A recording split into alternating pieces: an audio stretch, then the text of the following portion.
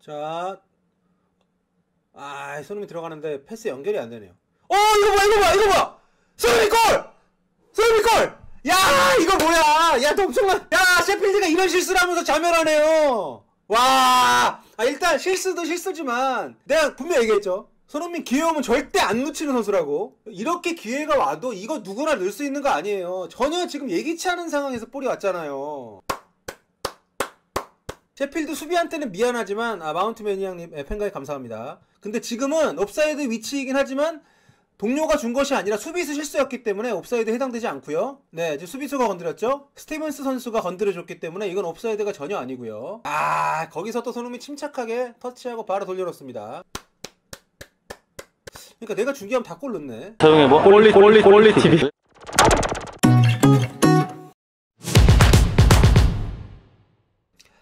손흥민 선수가 선발 출전한 셰필드 유나이티드와의 홈경기 토트넘, 전혀 기회를 잡을 수가 없었어요. 팀이 못하는 데 있어서 열애가 있을 수는 없지만 손흥민 선수의 문제라기보다는 전체적으로 토트넘의 빌드업 자체가 완전히 엉망이었던 그런 경기였습니다. 오늘 센터백 콤비가 다빈슨 산체스하고 에릭 다이어가 나왔어요. 올 시즌에 부진하다 하더라도 베르통원과 알더베일트가 있을 때 이 두 선수가 롱패스를 통해서 찢어주는 그런 연결들이 빌드업에서 굉장히 중요한 역할을 했었고, 특히 시소코와 은돈벨레로 구성된 미드필드 라인을 거치지 않는 그런 연결들 자체가 오늘 굉장히 부정확했기 때문에 빌드업이 1차적으로 잘 되질 않았었고요. 그리고 시소코와 은돈벨레를 거쳐서 나가는 과정에서도 셰필드의 강력한 압박에 번번이 탈취를 당하면서 정말 보잘것없는 그런 공격 전환 과정이 계속해서 반복이 됐습니다. 그러면서 토트넘이 전반전에 유슈팅 하나 없는 그런 경기를 치렀고요. 반면에 셰필드는 토트넘 원정이잖아요. 근데 지금 현재 순위가 셰필드 6위, 토트넘이 11위입니다. 그 순위가 왜 정당한지를 보여주는 경기를 보여줬습니다. 3년 전에 3부 리그에 있던 팀입니다. 대단한 거액을 쓰고 선수를 영입하지도 않았고요. 그럼에도 불구하고 아주 짜임새 있는 포체티노 감독이 럭비팀 같다라고 얘기했을 정도의 탄탄한 조직력을 앞세워서 셰필드가 토트넘 원정임에도 불구하고 굉장히 짜임새 있는 공격, 그리고 공격이 끊겼을 때는 바로 내려가질 않고 앞쪽에서 즉각적인 압박을 하면서 파울을 하던 탈취를 하던 아니면 지연을 시키든 토트넘이 장점을 입력할 수 있는 이런 역습 속공을 할 수 없겠습니다. 그러니까 손흥민이라는 날개를 쓸 수 없게 만들었어요. 이제 문제는 손흥민을 어떻게 그러면 살릴 수 있느냐. 해리케인이 원톱이고 로셀소가 오른쪽, 알리가 중앙, 손흥민이 왼쪽으로 이렇게 출전을 했습니다.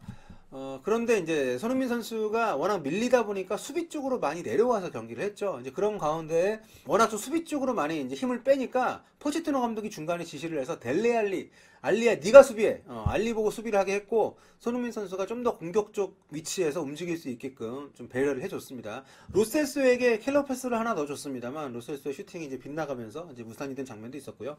후반전은 좀 어떻게 될지, 손흥민 선수도 최근에 마음고생도 했지만 굉장히 많은 경기를 뛰고 있기 때문에 체력적으로 힘들 거예요.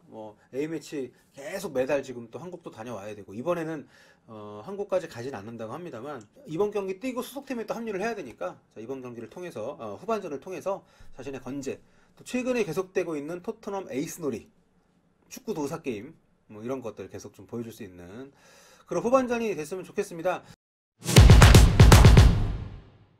네, 손흥민 선수가 선제골을 넣은 토트넘이 1대0으로 승리하지 못하고 1대1로 비기고 말았습니다. 워낙 수비가 안 좋았어요. 오늘 사실 냉정하게 얘기하면 셰필드가 이긴 경기였죠. 공격 연결의 완결성도 훨씬 좋았고, 압박이나 뛰는 양이나 이 토트넘의 공격을 무력화시키는 과정의 모습들을 보면 오늘 셰필드가 이겼어야 좀 정당한 결과였다, 이렇게 얘기해도 좋을 정도의 시합이었습니다. 전반전하고 달랐던 것은 후반전에 토트넘이 손흥민 선수를 공격적으로 올렸습니다.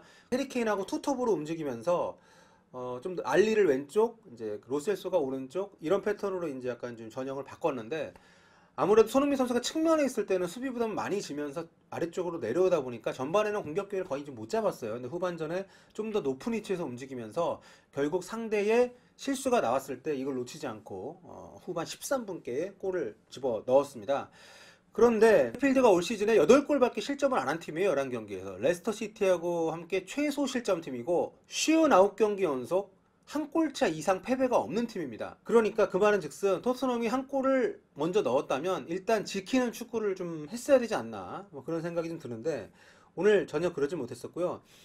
토트넘이 올 시즌에 선제골 넣은 경기에서 승점을 오늘로써 12점을 잃어버리게 됐어요. 리드를 잡았을 때 그 리드를 지키지 못하는 건 보통 상위권 팀에서는 거의 나오지가 않는 일인데, 올 시즌 토트넘은 프리미어리그에서도 선제골 넣고 가장 많이 승리를 하지 못한 팀입니다. 오늘 포백, 뭐 센터백들의 수비 미스나 어떤 그 빌드업 실패 이런 것들도 좀 문제지만, 우이르스하고 가자니가의 차이는 이제 선방은 가자니가 선수 잘하는데 빌드업 과정에서 골키퍼의 패스를 활용할 수 없게 된 거, 이게 좀 크고, 또 측면에서 오늘 벤 데이비스하고 오리에가 뭐 전혀 공격 쪽에, 수비 쪽에, 제 농담이 아니라 우리 대표팀 그 홍철 아니면 김진수, 뭐 이렇게 김문환, 이용, 이 선수들이 가도 훨씬 잘했을 거라 생각이 들 정도로, 와, 토트넘급에서 이런 풀백을 가지고 경기를 해도 되나? 예.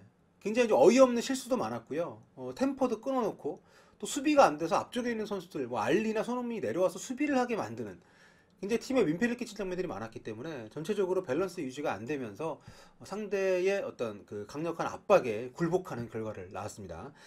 토트넘이 계속되는 어떤 그 팀워크의 부재, 또 어떤 체력 유지의 실패, 또 압박 라인이 많이 내려가고 상대의 압박에 굉장히 좀 취약한 모습, 좀 그 자기 진영에서 탈취당하는 장면들이 수차례 나올 정도로 전성기의 모습을 좀 많이 잃어버렸어요. 뭐 베르통원과 라멜라가 부상으로 빠지고 에릭센이 알 수 없는 이유로 계속 벤치에 앉고, 이런 상황들이 반복되는 과정에서 팀의 퍼포먼스가 많이 떨어지고 있습니다. 게다가 이제 해리케인 같은 경우에는 손흥민의 공격 파트너인데 너무 손흥민에게 많은 것을 미루고 있고요.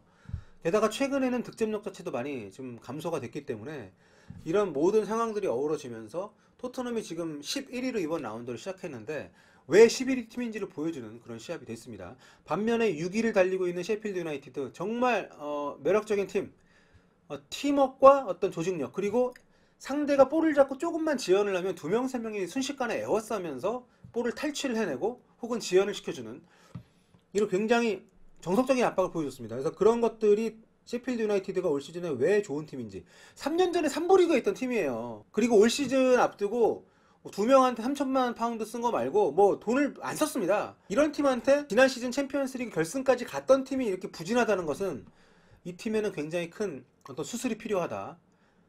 그리고 토트넘은 수술을 하고 손흥민 선수는 좀 이적을 했으면 좋겠다는 생각이 개인적으로 듭니다. 자, 손흥민 선수 올 시즌에 이렇게 되면 리그 3호 골, 리그 3호 골이고요. 챔피언스 리그에서 5골 기록을 했고요. 10월 들어서만 손흥민이 그 소속팀과 대표팀에서 7골을 넣었습니다. 10월부터 11월 현재까지 굉장히 좀 파죽지세로 좋은 폼을 유지를 하고 있고요. 이제는 소속팀 떠나서 대표팀 이제 합류를 하죠. 한국 들어오지 않고 이제 중동에 가서 합류를 할 텐데, 레바논전과 브라질전 부상 없이 잘 치르고 돌아왔으면 좋겠습니다. 토트넘은 A매치 주간 끝나고 돌아와서 이제 웨스트햄 유나이티드 원정, 또 올림피아코스와의 챔피언스 리그, 본머스, 맨유 이렇게 이어집니다. 그러니까 일정이 상당히 괜찮아요. 그러니까 손흥민 선수가 좀 체력을 유지하고 컨디션 유지해서 돌아오면 충분히 또 좋은 득점 소식을 들려줄 수 있을 것 같은데, 손흥민은 걱정이 안 되는데 이 토트넘은 굉장히 좀 걱정이 됩니다. 예. 농반 진반으로 소년가장이라는 말이 정말 뭐 틀리지 않을 정도로 손흥민 선수가 공격과 수비, 뭐 미드필드 연계에 걸쳐서 두루두루 기여를 하고 있습니다. 문제는 손흥민 혼자 하고 있다는 거죠. 이게 여러분 국뽕이 아니에요. 국뽕이 아니라 정말 손흥민 선수가 너무 많은 역할을 하고 있기 때문에 본인이 좀 더 집중해야 되는 공격에서 좀 힘이 좀 빠지는 느낌이 좀 듭니다. 전반전 같은 경우에 특히 수비 라인에 너무 많이 내려왔잖아요. 아무튼 이런 상황이 좀 빨리 극복됐으면 하는 마음을 좀 가져보고요. 아니 근데 엘리 빼고 포이스 넣으면서 오리에를 윙어로 올린 전술은 왜 쓴 걸까요? 모우라 나중에 넣을 거면 모우라 진작에 넣지. 아니 포이스를 넣고 오리에를 윙어로 넣은 건 뭐야? 아무튼 오리의 윙어 기용 전략은 뭐 시간은 짧았습니다만 굉장히 좀 이해가 안 가는, 포체티노 감독도 좀 변화가 필요한 시기가 아닌가 그런 생각을 해봅니다. 전체적으로 토트넘의 지금 선수층 자체가 굉장히 얇고, 지금 뛰고 있는 선수들에 대해서 우리가 불만을 표현하고 이 선수들이 좀 부진했다고 하지만 막상 벤치를 보면 또 대신 끼워 넣을 선수도 없어요. 그러니까 여름 이적 시장을 잘못 보낸 거. 로세소가 지난 챔피언스리그 선발 출전하면서 골까지 넣었기 때문에 기대를 했었는데 템포를 너무 끊어먹더라고요. 그리고 중요한 상황에서 본인이 슈팅 안 하고 해리케인한테 줬던 장면도 좀 명장면이었고. 자, 아무튼 토트넘이 오늘 1대1 셰필드 유나이티드하고 비겼습니다. 셰필드의 최근 기세, 경기 내용을 봤을 때 토트넘 입장에서는 비긴 게 다행이라는 생각이 들 정도의 출전이었고요. 자, 손흥민 선수는 오늘 왼쪽 윙어로 출전했다가 최선 전반까지 올라가면서 결국 한 골을 기록하긴 했습니다만 팀의 패배를 구해내지 못했습니다. 브라질전이 있기 때문에 소니가 체력받기는 사실 불가능. 제가 말씀, 포체티노는 절대 손흥민을 다음 경기, 그러니까 대표팀에 절대 체력을 남겨서 보내지 않습니다. 그리고 벤투 감독도 절대 손흥민을 쉬게 하지 않습니다. 그렇기 때문에 오늘 제가 말씀드렸잖아요. 손흥민 무조건 풀타임 뛴다고. 아무튼 손흥민 선수의 최근의 폼이 굉장히 좋고 전성시대잖아요. 부상만 조심하면 됩니다. 손흥민은 A매치 잘 치르고 돌아와서 토트넘의 성적을 책임지라는 말은 너무 잔인한 것 같고, 손흥민 선수의 스탯이라도 꾸준히 지금처럼 잘 쌓아 나갈 수 있는 그런 경기를 했으면 좋겠습니다. 레드카드 퇴장 범복의 후유증, 그리고 고메스 파문의 후유증 완전히 지워지진 않았을 겁니다. 하지만 마음 잘 챙기고 대표팀에 와서 다시 힘을 받고 소속팀에 무사히 돌아올 수 있었으면 좋겠어요.